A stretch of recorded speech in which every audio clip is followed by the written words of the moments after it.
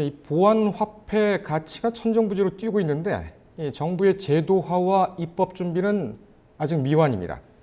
과거 인터넷 은행 도입 때와 상당히 좀 닮은 꼴입니다. 이러다가 국제시장에서 도태되는 것 아니냐는 우려가 심각하게 제기되고 있습니다.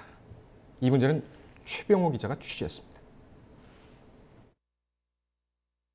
암호화폐 가격이 들썩이면서 블록체인 기술에 대한 관심도 날로 커집니다. 암호화폐 관련 산업 활성화가 주목되지만 정부의 제도화와 국회 입법 지원은 미진합니다. 업계에선 해외보다 20년 뒤처진 인터넷 은행 사태가 재현될 수 있다는 우려까지 나옵니다.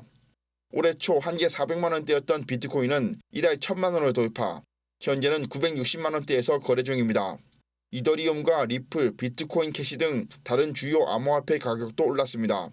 미국과 중국 무역 분쟁 탓에 글로벌 자본이 주식이나 선물 채권 대신 암호화폐로 몰렸다는 겁니다. 실체 없는 가상화폐로 표매된 암호화폐가 블록체인 기술 발전과 함께 주요 투자 자산으로 인정받기 시작했다는 평가입니다.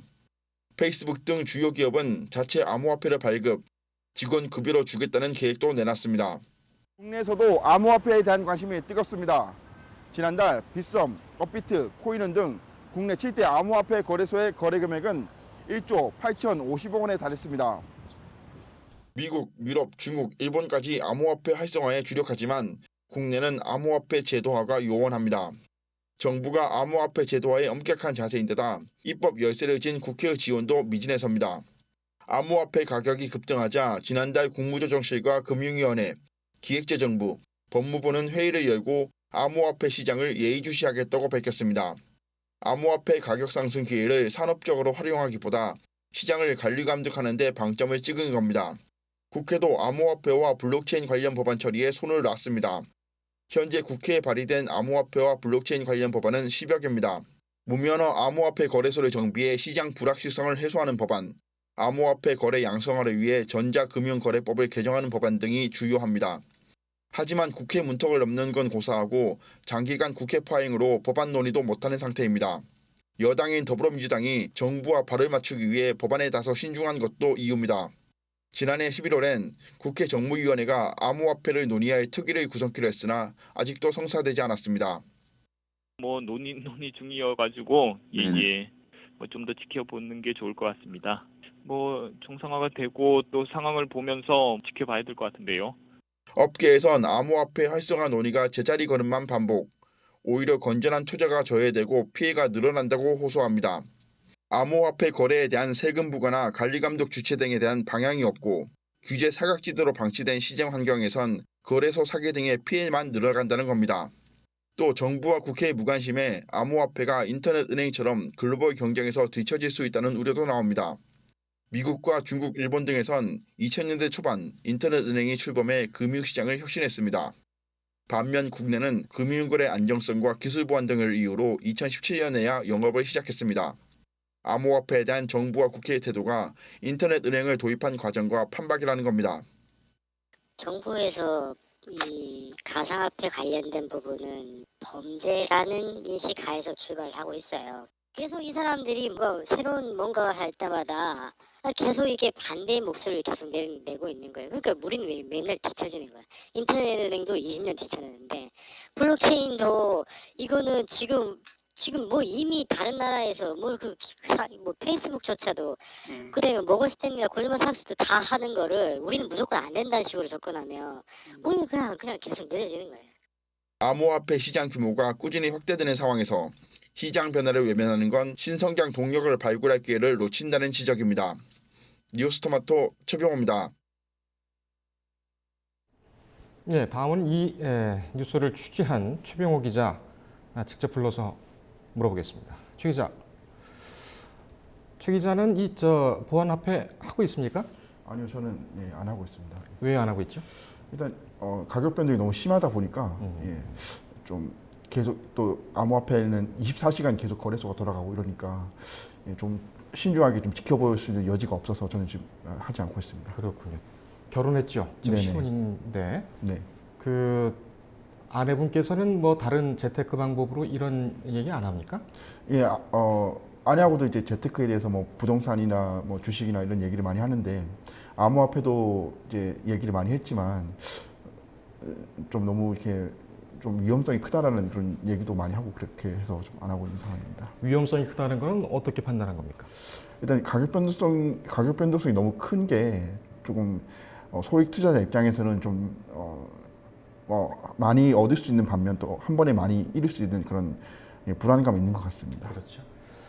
근데 지금 암호화폐가 상당한 수준으로 지금 올라가고 있어요. 그죠? 네네. 원래대로라면 지금 뭐 최 기자가 얘기한 것처럼 어떤 불안성, 그다음에 기대 가능성이 없기 때문에 예, 예. 인기가 없을 줄 알았는데 상당히 좀 올라가고 있습니다. 이거 왜 그런 겁니까? 예, 일단 먼저 암호화폐 가격을 지금 얼마인지 보면 우리나라의 국내 암호화폐 거래소인 업비트를 기준으로 했을 때 네. 비트코인 가격이 올해 1월에 개당 400만 원이었는데 6월 들어서 1000만 원까지 뛰었습니다. 오늘 확인해 보니까 990만 원까지 한번 올라왔더라고요. 예. 지난해 1월에 그 비트코인 가격이 2,800만 원까지 올라갔었는데 한참 떨어졌다가 다시 이제 1,000만 원까지 올라갔다는 겁니다. 예. 이제 가격이 다시 슬슬 이제 복귀를 하고 있는 것 같은데요. 네. 전문가들은 이 원인에 대해서 뭐 여러 가지가 있겠지만 일단은 미국과 중국의 무역 분쟁을 가장 첫 번째 원인으로 꼽습니다. 예. 어떻게 보면 언뜻 이해가 잘 안 될 수도 있는데 통계를 들여다보면 중국이 이제 미국과의 무역 분쟁에 대응하기 위해서 화폐인 위안화의 가치를 절하했고 그러다 보니까 글로벌 투자 자본이 암호화폐로 이제 향하고 있다는 겁니다. 네. 특히 중국의 자본 유입이 주목되는데요. 중국은 지난해 비트코인 거래량의 90%를 차지할 정도로 자본력이 막강한 나라입니다. 그리고 여기서 주목할 점이 글로벌 무역 분쟁으로 인한 그 투자 자본이 암호화폐로 몰렸다는 것인데요. 이제는 암호화폐가 주식이나 선물 채권에 버금가는 투자 자산으로 이제 평가받기 시작했다는 점입니다. 네. 또 한 가지 또 눈여겨볼 점은 아까 제가 또 서두에 말씀드린 것처럼 이거 암호화폐 좀 위험한 것 아니냐 그런 게 또 일반의 인식인데 예. 그런 일반의 인식을 해소하는 것처럼 블록체인 기술이 발달하면서 이 암호화폐의 신뢰성과 안정성이 높아졌다는 것도 좀 주목하고 눈여겨보아야 할 점인 것 같습니다. 그렇군요. 400만 원에서 1000만 원 찍고 2,800만 원, 지금 뭐 990만 원 이렇게 하면은 등락폭이 상당히 좀 높은 거는 네. 사실입니다. 네. 그래서 좀 기대 가능성이 없다, 불안하다 이런 말들을 할 수가 있고 또 지금 최근 나오는 뭐 기사들이라든지 관련 자료들을 보면 네. 뭐 사기에 대한 그런 그 형사 입건 네. 이런 내용도 좀 많고 네. 좀 구체적으로는 이렇게 좀 정확한 정보가 없다 이런 생각이 좀 듭니다. 네, 맞습니다. 이거는 처음에 작년 아마 이맘때로 기억이 되고 있는데 그때 이제 법무부와 청와대, 금융위원회, 금융당국 여기가 좀 엇박자를 냈었죠. 이 보안 화폐를 어떻게 할 것이냐. 네네. 그런데 그 이후에 사행성 조장이라든지 아니면은 범죄와 좀 유사한 그런 것 아니냐, 이 위험성이 있다. 이런 기조가 좀 계속되고 있는 것 같아요. 정부는 시각이 좀 바뀌었습니까? 아니요, 정부의 시각은 여전히 좀 유효한 것 같습니다. 최근에 암호화폐 가격이 다시 또 급등을 하니까 예. 지난달 국무조정실과 기획재정부, 금융당국, 법무부가 이제 관계부처 회의를 열었는데 여기서 나온 얘기가 우리가 이제 암호화폐 시장을 예의주시하겠다 이렇게 말을 한 겁니다. 예. 암호화폐 가격이 오르고 있으니까 이거를 우리가 잘 이용해서 산업적으로 활용하겠다라는 게 아니라 이제 관리 감독의 방점을 찍은 거죠. 그래서 아직은 정부 입장은 여전히 이 암호화폐가 다소 좀 투기성 자산이다, 좀 위험하다, 사기성이 짙다 이런 식으로 좀 신중하게 접근하는 것으로 보입니다. 예. 그렇다면은 지금 올라가고 있는 그리고 또 국제적으로 통용이 되고 있는 그런 현실과는 조금 맞지 않는 그런 입장이 아니냐, 그런 네네. 포지션이 아니냐 이렇게 생각이 드는데 네. 이 지금 업을 하고 있는 뭐 금융 관련 업체라든지 이런 쪽에서는 뭐라고 지금 주장하고 있습니다. 일단 암호화폐에 대해서는 이 현장의 목소리는 두 가지 측면을 좀 접근할 필요가 있는데요. 네. 첫 번째는 투자 관점에서 보면 미중 무역 분쟁으로 인해서 글로벌 투자 자본이 이제 암호화폐로 모였듯이 현재 우리나라도 좀 경제가 어렵고 부동산 시장이 위축되다 보니까 네. 자본이 증권 시장이나 부동산 시장으로 가지 않고 좀 묶여 있는 상황입니다. 그래서 이런 묶여 있는 자본을 어떻게 할 것이냐, 암호화폐로 돌려야 된다라는 그런 얘기들이 투자 관점에서 나오고 있고요. 기술 관점에서 보면 아무래도 이제 4차 산업혁명에 대비하려면 블록체인 기술의 발달이 필요한데 네.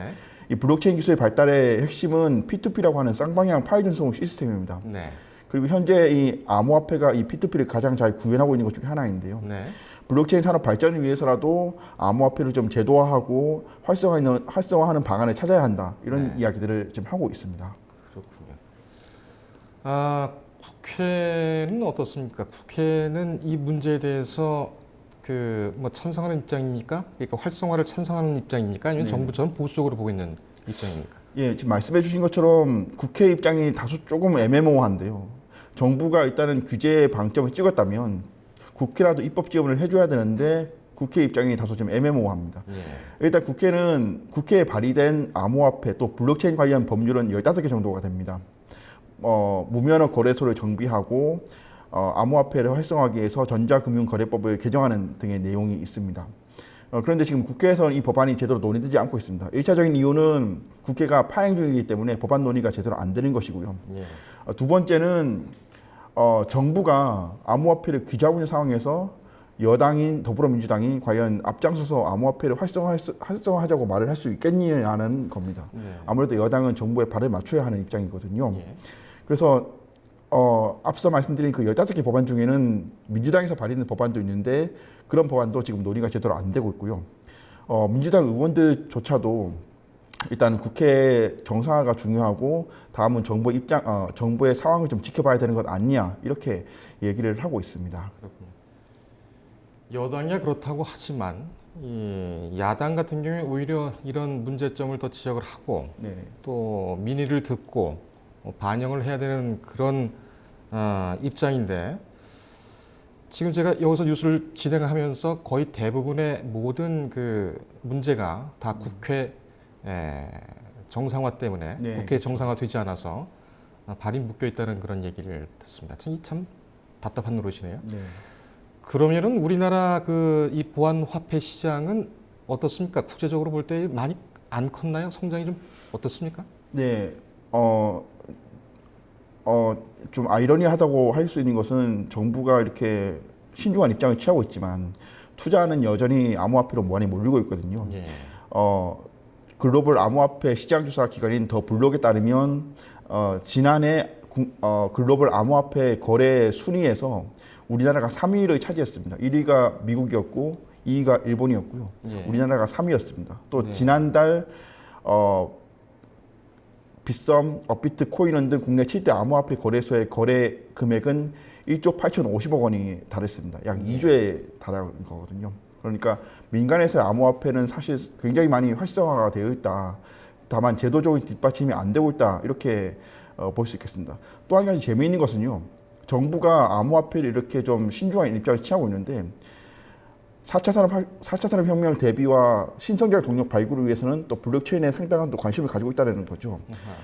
이번에 문재인 대통령이 그 북유럽을 순방하고 있는데 순방에 동행한 경제인 중에는 암호화폐 거래소인 업비트의 운영자 대표도 있습니다. 아, 그렇고요. 예, 북유럽의 암호화폐 시장을 둘러보겠다는 그런 취지인데요. 정부의 어떤 4차 산업혁명 육성 의지와 실제 규제는 좀 다르게 좀 결의되어 있는 것 아니냐라는 지적도 있습니다. 예. 참 저 같은 사람도 이 보안 화폐 네. 이 부분은 4차 산업혁명과 맞물려서 상당히 중요한 국면이다. 네네. 이렇게 또 생각이 되는데 너무 정부하고 국회가 소극적이고 부정적으로 보는 것이 아닌가 이렇게 또 생각이 드네요. 네. 자, 오늘 얘기 잘 들었습니다. 감사합니다. 네, 최병호 기자였습니다.